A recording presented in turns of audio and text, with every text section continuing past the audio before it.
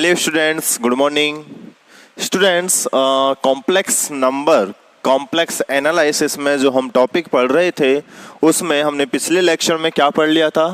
The equation of line, ठीक है, inverse point with respect to a line, ठीक है। तो ये सारी चीज़ें हमने दोनों चीज़ें देख ली थी कि एक सरल रेखा का समीकरण क्या होता है और एक रेखा के सापेक्ष प्रतिलोम बिंदु क्या होता है, ठीक है। आज हम बात करने वाले हैं the equation of a circle, वृत्त की समीकरण। वृत्त हमारे पास में है, इसका समीकरण इन कॉम्प्लेक्स प्लेन हम किस तरीके से डिनोट करते हैं, ठीक है। तो इसके लिए स्टूडेंट्स हम क्या करते हैं, कोई भी एक वृत्त मानते हैं जिसका केंद्र मान के चलते हैं और उसकी त्रिज्या मान के चलते हैं। तो मैंने माना वृत्त का जो केंद्र है वो है ए, वृत्त का केंद्र ए तथा त्रिज्या क्या है, स्मॉल आर है, ठीक है। मान लिया वृत्त का केंद्र स्मॉल ए और त्रिज्या आर है, तब कॉम्प्लेक्स प्लेन में सम्मिश्र समतल में इस वृत्त को किस तरीके से इंडिकेट करते हैं? तब सम्मिश्र समतल में वृत्त का समीकरण किस तरीके से होगा? मोड z माइनस के a is equals to r, ठीक है स्टूडेंट्स। देखिए, जहां कहीं भी आपके पास में mod z minus a equals to r वाली फॉर्म होती है, इसका मतलब कि ये एक वृत्त का समीकरण है जहां पर जो a है वो क्या होता है, वृत्त का केंद्र, और r जो है वो होती है वृत्त की त्रिज्या, ठीक है। क्योंकि इन जनरली हम क्या पढ़ते हुए आते थे स्टूडेंट्स, वृत्त का समीकरण एक्स स्क्वेयर प्लस के वाई स्क्वेयर बराबर आर स्क्वेयर। एक वृत्त का जो जनरल समीकरण था, अर्थात ये वृत्त कहां से गुजरता था, जिसका केंद्र मूल बिंदु होता था और त्रिज्या आर होती थी, यही होता है वृत्त का समीकरण, सही बात है। और क्योंकि students x square plus y square का मतलब क्या होता है, कॉम्प्लेक्स प्लेन में मोड जेड का स्क्वेयर, सही बात है, मोड जेड का स्क्वेयर। मोड जेड का स्क्वेयर मतलब कि z इंटू जेड बार, और जिसको हम क्या लिखते हैं, x square plus y square. तो जब हम ये इक्वेशन जानते हैं, ये वृत्त का समीकरण होता है किसमें, जब कभी भी हम रियल लाइन पे और रियल इस प्लेन में जब हम बात करते हैं तब हम इस समीकरण इस तरीके से लिखते हैं। जब कॉम्प्लेक्स प्लेन की बात होती है तो इसको हम किस तरीके से लिखते हैं, x square plus y square की वैल्यू हम जानते हैं मोड जेड स्क्वेयर होती है, यानी कि which is equal to x square plus y square. तो इसी समीकरण को मोड जेड का square equal to r square से डिनोट करते हैं, यानी कि मोड जेड बराबर आर। तो ये तो कौन सा वृत्त है जिसका केंद्र जो है वो क्या है, 0,0, यानी मूल बिंदु है। लेकिन हम क्या लेके चल रहे हैं, उस वृत्त का समीकरण जिसका केंद्र ए है और त्रिज्या आर है। तो केंद्र ए त्रिज्या आर, तो this implies that mod z minus a का whole square equal to r square, ठीक है। So this implies that mod z का होल स्क्वायर कहाँ खुलेगा, चूंकि मोड जेड स्क्वायर बराबर होता है जेड इंटू जेड बार, तो z minus a into z minus a का bar is equal to r square, ठीक है। सो यहां से z माइनस के a and this is z bar minus के a bar is equal to r square. So अब हम क्या कर देते हैं, इसको मल्टीप्लाई कर देते हैं z बार से, माइनस के z ऑफ ए बार से, माइनस के ए z बार से, एंड माइनस माइनस के प्लस a इंटू ए बार बराबर आर स्क्वेयर। यानी कि यहां से इसको और भी इजी करें तो जेड बार माइनस के जेड ए बार माइनस के ए जेड बार प्लस के ए बार माइनस के आर स्क्वेयर इक्वल टू 0। जहां पर स्टूडेंट्स आप ये देख पा रहे हैं कि जो A bar minus are square है, जहां ए बार माइनस के आर स्क्वेयर जो है वो क्या है, एक वास्तविक संख्या है,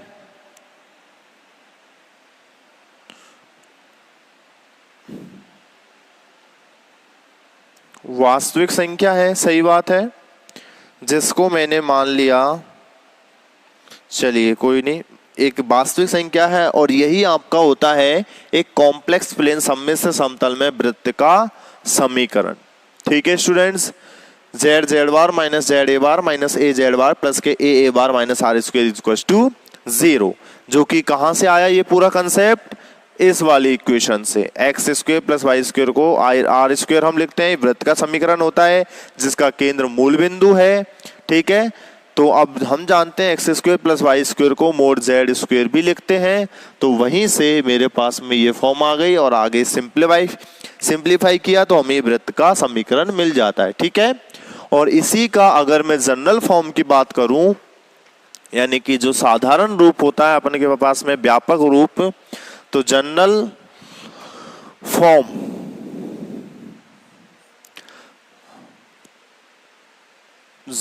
फॉर्म कौन सी होती है,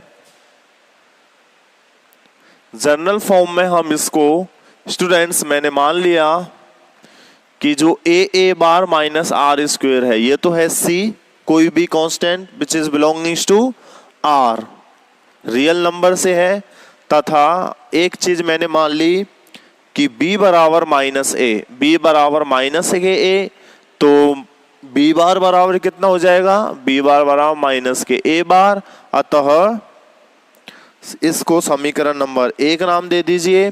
तो समीकरण 1 से जेड बार माइनस, यानी कि दिस इज प्लस के b bar z minus plus के बी जेड बार प्लस के some constant c is equal to 0, और ये हो जाता है वृत्त का व्यापक, जो कि वृत्त का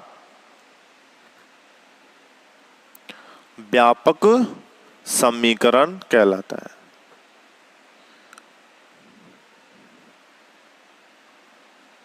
ठीक है, ये हो गया आपका वृत्त का व्यापक समीकरण।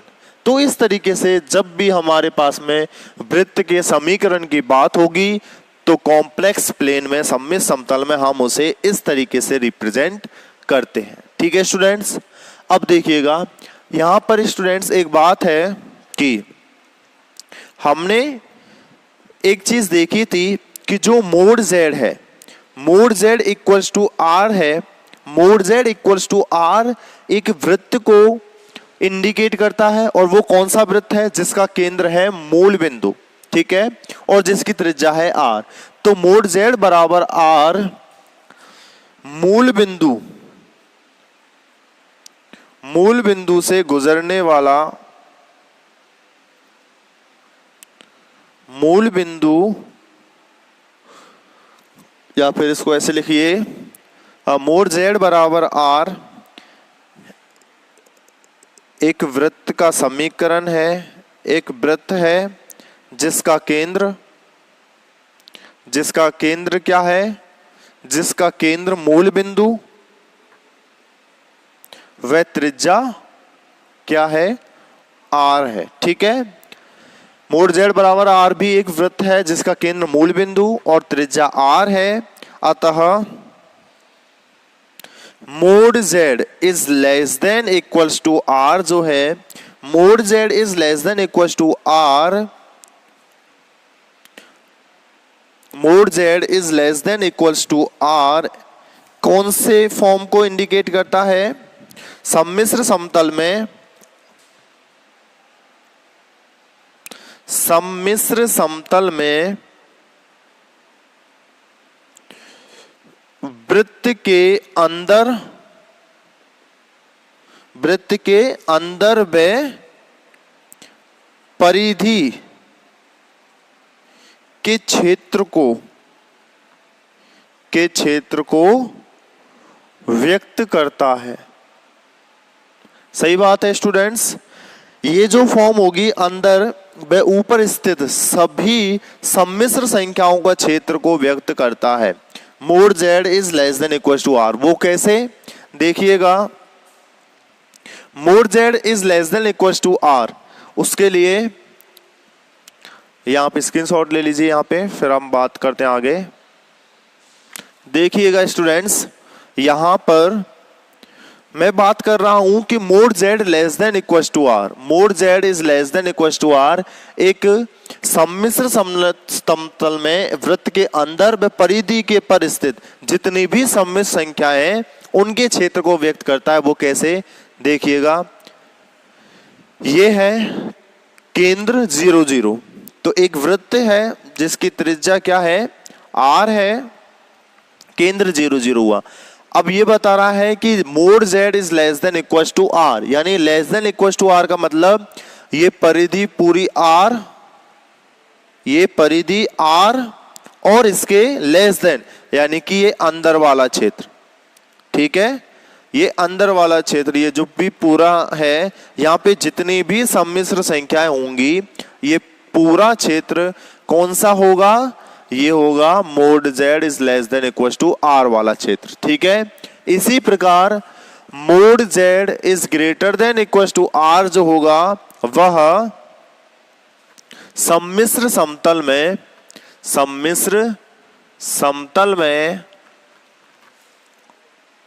इसी प्रकार सम्मिश्र समतल में वृत्त की परिधि कौन सी होती है, ये r वाली, व इसके बाहर के सभी सम्मिश्र संख्याओं के क्षेत्र को व्यक्त करता है, ठीक है। तो जो mod z greater than equal to r है वो सम्मिश्र समतल में वृत्त की परिधि व इसके बाहर के सभी सम्मिश्र संख्याओं के क्षेत्र को व्यक्त करता है, यानी कि ये हुआ वृत्त मोड z बराबर r वाला, तो ये तो परिधि हुई, परिधि पर जितनी भी सम्मिश्र संख्या है वो प्लस इसके बाहर वाली जितनी भी क्या है सम्मिश्र संख्या है उनके क्षेत्र को व्यक्त करने वाला जो वृत्त होगा वो कौन सा होगा, mod z greater than equal to r। Greater than मतलब कि इस r से बड़ी जितनी भी है, बाहर जितनी भी है, यानी कि ये जो पूरा क्षेत्र है उसको इंडिकेट करेगा क्या, इसमें स्थित प्रत्येक सम्मिश्र संख्याओं के क्षेत्र को व्यक्त करता है mod z greater than equal to r, ठीक है।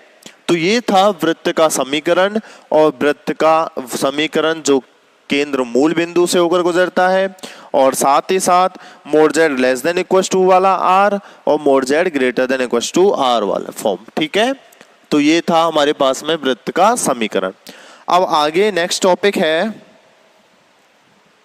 एक वृत्त के सापेक्ष प्रतिलोम बिंदु। स्टूडेंट्स, हमने अभी तक पढ़ा था क्या, एक रेखा के सापेक्ष प्रतिलोम बिंदु। अब हम पढ़ने वाले हैं एक वृत्त के सापेक्ष प्रतिलोम बिंदु।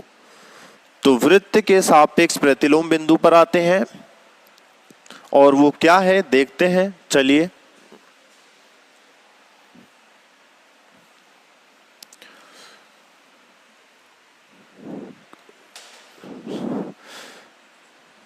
वृत्त के सापेक्ष प्रतिलोम बिंदु।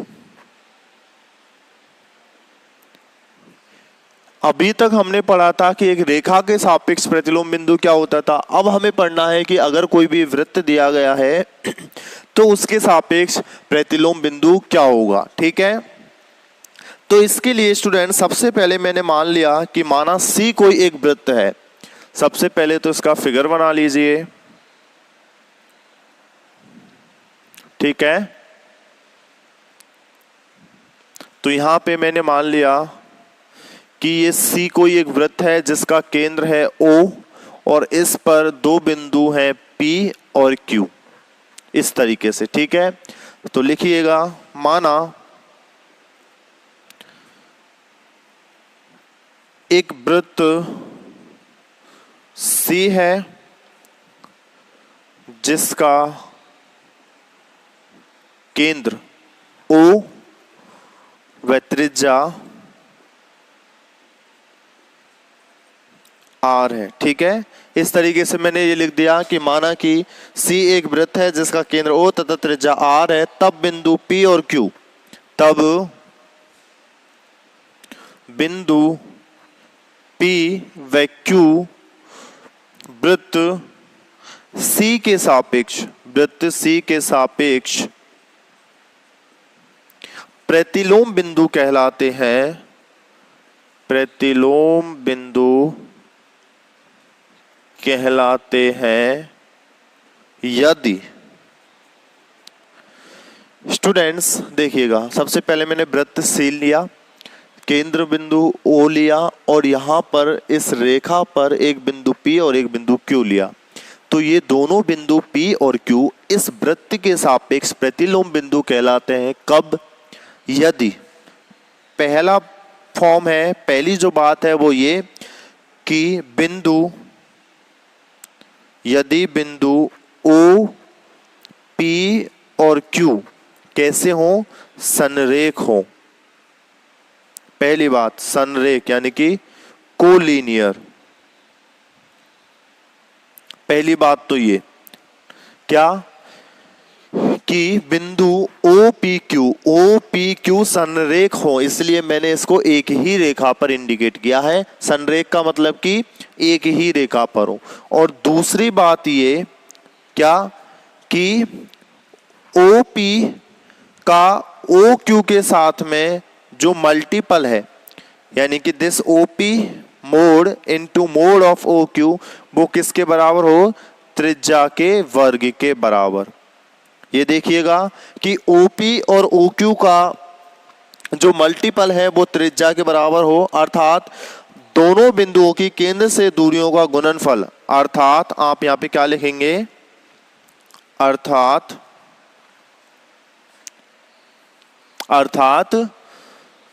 दोनों बिंदुओं की केंद्र से दूरियों का जो गुणनफल है वो वृत्त की त्रिज्या r के वर्ग के बराबर हो। तो ये दो बात हैं। पहली बात तो ये देखिए, एक वृत्त है C जिसका केंद्र O और त्रिज्या R है, तब बिंदु P और Q वृत्त C के सापेक्ष प्रतिलोम बिंदु कहलाते हैं। कब?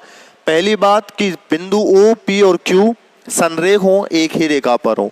दूसरी बात ये कि O का P के साथ में जो डिस्टेंस है, यानी कि दोनों बिंदुओं की केंद्र से दूरी, P की क्या है? OP और Q की क्या है? OQ।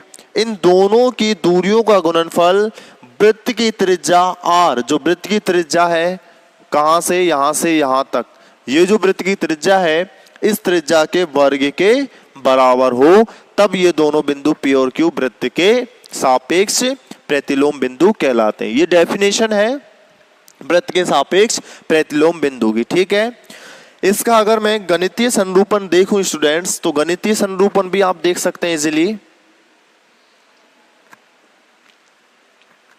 वो कैसे कि चूंकि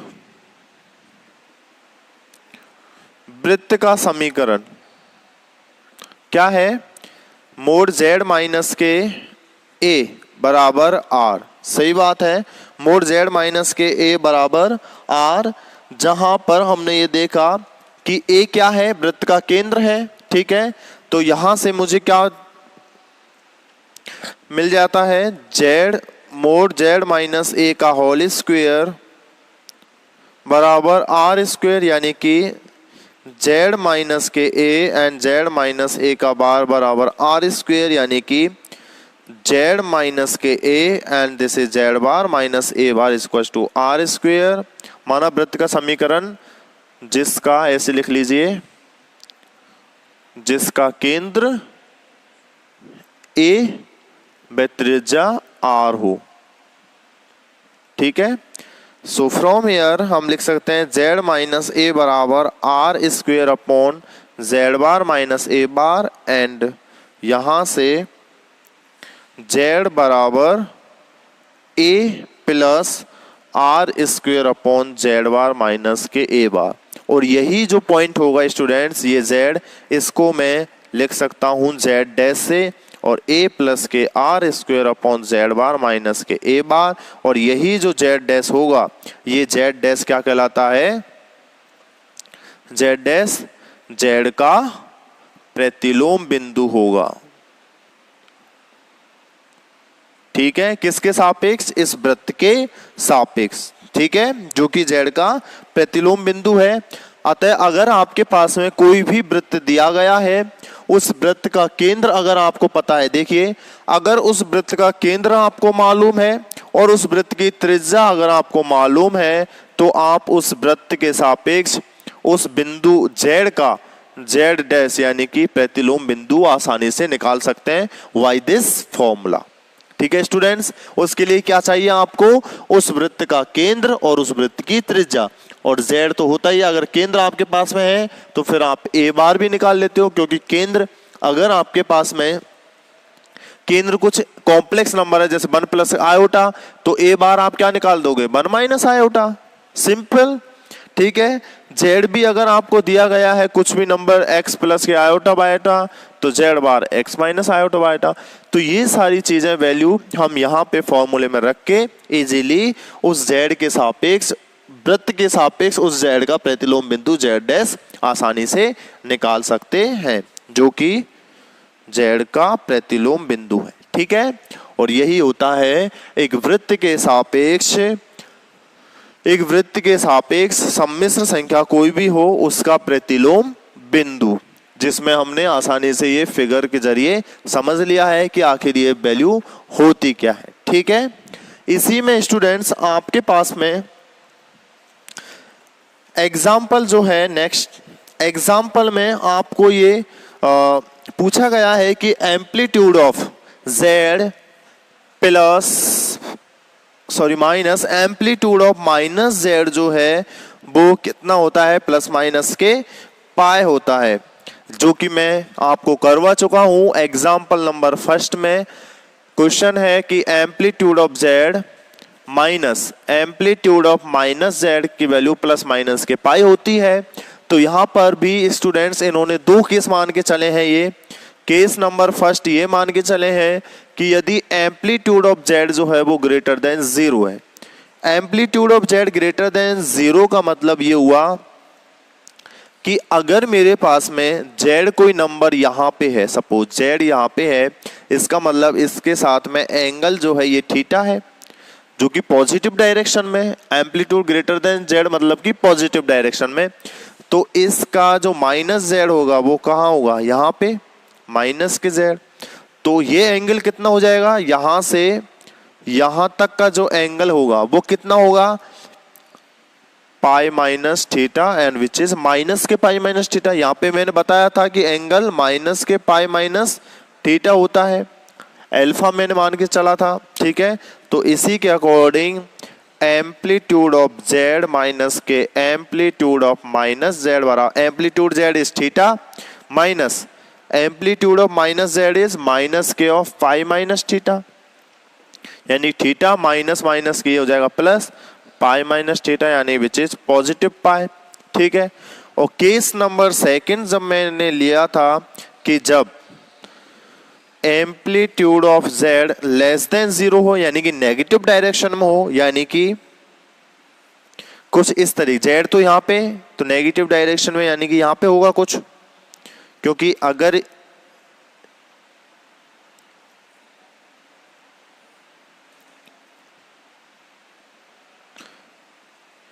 ये एंगल यहाँ पे थीटा दिखाता है तो यानी कि ये माइनस थीटा दिखा देगा। ठीक है, और अगर ये माइनस थीटा दिखाता है, अगर आपको एम्पलीट्यूड ऑफ माइनस z में ये माइनस थीटा है, तो फिर अपने पास में जो ये माइनस z होगा इसका अपोजिट डायरेक्शन, यानी विच इज, तो यहाँ पे मैंने एंगल बताया था ये कितना होगा? पाई माइनस थीटा।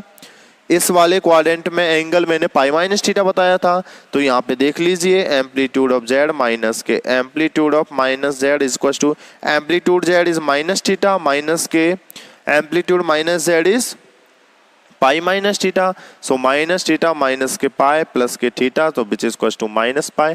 तो इस तरीके से हम इन दोनों केसों से देख सकते हैं कि amplitude of Z minus amplitude minus Z क्या होते हैं, प्लस पाई और माइनस पाई, यानी कि प्लस माइनस के पाई।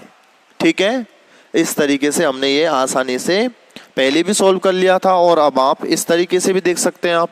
ठीक है, और इसी एग्जाम्पल नंबर फर्स्ट में जो दूसरा आपके पास में रिजल्ट है, वो क्या रिजल्ट है, वो रिजल्ट कुछ इस तरीके से है कि एम्पलीट्यूड ऑफ जेड प्लस के amplitude of z bar is equal to 2n pi. Amplitude of z plus के amplitude of z bar is equal to 2n pi where n belongs to z. ये हमें proof करना है। तो इसके proof के लिए स्टूडेंट्स देखिए, चूंकि हम जानते हैं स्टूडेंट्स की एम्पलीट्यूड जो है वो लॉग पे बेस होता है, यानी कि लॉग की तरह व्यवहार करता है। तो इस amplitude of z plus amplitude of z bar को मैं क्या लिख सकता हूं, amplitude of z into z bar, क्योंकि लॉग एम इंटू एम क्या होता है, log m plus log n. इसी प्रकार amplitude of z into z bar क्या होता है, amplitude of z plus amplitude of z bar, यानी कि this is amplitude of mod z का स्क्वायर।